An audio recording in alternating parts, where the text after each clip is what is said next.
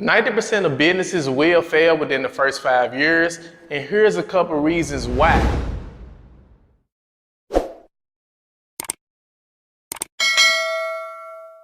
If you're journeying into entrepreneurship, start off as a side hustle. The reason why you start off as a side hustle, because you want to learn exactly what is entrepreneurship. Me, myself, I worked on the job for more than 10 years. When I first decided I wanted to quit, I knew nothing about business. I knew nothing about taxes. Hell, all of I knew, I got taxes back. But when I started this business, we started making so much money the first few months.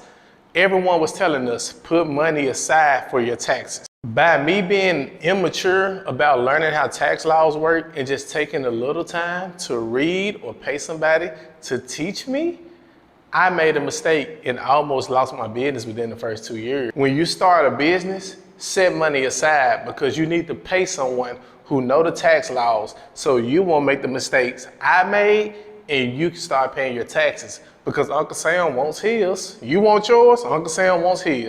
No matter how early you get up, how hard you will work, you will not be able to generate enough revenue to sustain operations.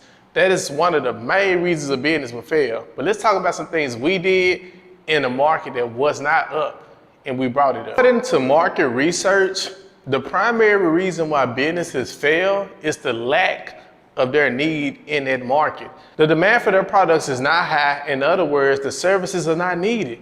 If there isn't enough demand for your business, you're probably going to fail. For one, when we started our credit repair business, it was no competition. Therefore, we jumped out there, learned how to market, learned how to hold ourselves accountable, and we had a great management team.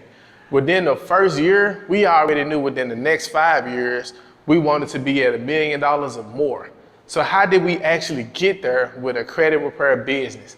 For one, you have to become an expert on the level no one else is on. You have to know your product, know your service, know your niche. Well, we knew from having bad credit back in the day, how to get a credit score to a 700. Therefore, when we coach members and talk to them, we showed them exactly the steps we took to get a score from the low 500s to a 700, and then work on getting funding so you can leverage your credit to not only fund your business, but to fund whatever other adventures you had going on for that present moment.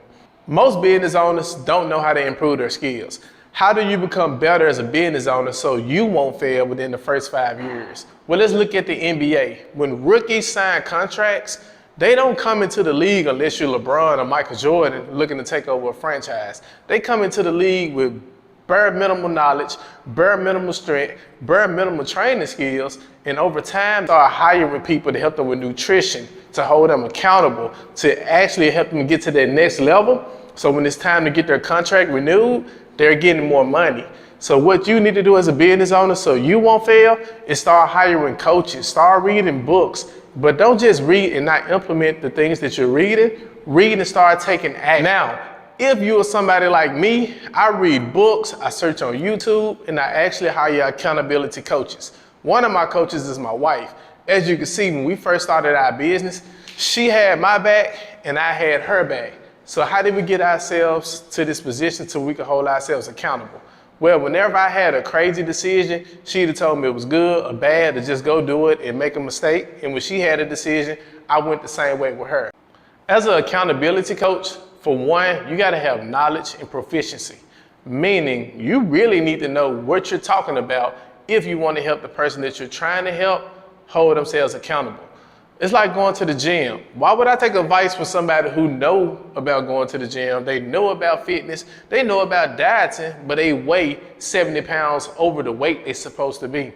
I'd rather go find a fitness coach that's already in shape, doing the things that they know, and they actually holding themselves accountable. So it's standards when it comes to business. If your standards are low, your income will be low. But if your standards are high, you will hold yourself accountable. Therefore, when you get somebody as an accountability coach, it's easy to stay motivated and get to the grind every day, and there's nothing holding you back, not even the thoughts that's in your head, which come to the next segment. Shift your mindset. You want to shift your mindset. And when I say shift your mindset, I'm talking about becoming the greatest ever.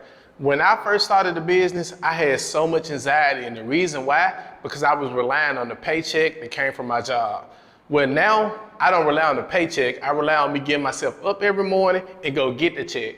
And with that shift of mindset, I had to come up with a structure and routine to not only keep myself involved with my family, but to keep myself involved in my business and life. If you're struggling with fitness, you're struggling with dieting, or you're struggling with anything that does not create positivity in your life, shift your mindset and start focusing on the things that will get you where you're trying to go. Hold yourself accountable. That's the biggest thing. And once you can hold yourself accountable and you beat yourself up, don't hurt yourself, but just understand it's okay that you make mistakes. It's okay that you will fail, because in order to succeed in life, you have to learn to fail at life. You can't win every battle or win every championship.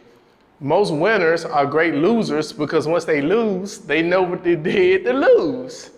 So here's Zeb 5 tips I use to become dominant in the marketplace and what I use to also help other business owners to become dominant. Start reading books. And when I say read books, don't just go buy a book and start reading. Look up some of the top people that's doing the things that you're doing, or look up these simple niches and see how you can get better at them. Learn how to market. In order to get a business to grow, you have to be able to get exposure. Learn how to market your business. That's the top thing. The second niche, learn sales. There are many sales coaches out there that will teach you this. I knew nothing about sales, and I got great at it because I picked up a job that dealt with retail sales. Every month we had to hit a quarter. So as we hit those quarters and hit those numbers, we got bigger commissions and bigger checks.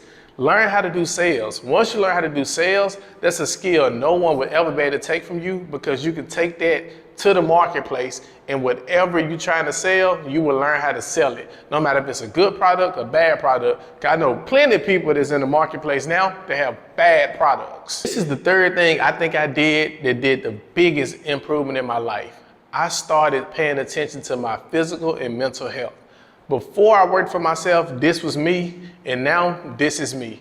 What I did to get better at this was I started researching the meals I was eating. I started researching the drinks I was consuming, and I started drinking more water and eating way healthier. On top of that, I picked up a routine of working out. I just about work out 5 times a week, and the reason why I do this, because not only do it make me feel good, I look better, and I know I can live a lot longer versus me just eating every single thing that's not good for you. Now this is 4, but it's also gonna be 5 because I wanna put all this in a pot and you just gonna eat the soup. You gotta hire an accountability coach. No matter if it's a friend, a family member, or somebody else is in your same department of work or different, you need someone that's gonna show you where you're fucking up at. And the reason why, because when you fuck up, they need to tell you you fucked up. And when you do right, they need to tell you did right. Now, you got your accountability coach, it's time to learn money. Because many entrepreneurs will never touch this money as fast as they touch it. Remember, when you got a job, the paycheck come every Friday or every 2 weeks. Whereas an entrepreneur, you may make $3,000 today, $5,000 tomorrow, and $0 the rest of the month. So if you made $8,000, how do you stretch that money for a whole month? So $8,000 divided over a 30-day month, you're looking at about $266 a day. That's not a lot of money for many entrepreneurs, but if you know how to pace yourself and live on less than you make, that's a lot of money for you. It's so many entrepreneurs in the world, they got so many different niches. I have known entrepreneurs to make over $10,000 in one day and never make another dollar that month. And I have known some to make $10,000 every day.